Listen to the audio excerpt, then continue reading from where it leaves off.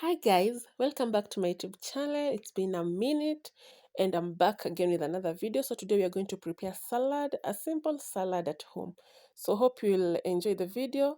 If you're new here, kindly subscribe, and if you are a returning subscriber, I appreciate so much for always supporting me. So guys, if you are a new subscriber, kindly subscribe. I'm going to be dropping videos after the other. So guys, enjoy the rest of the video.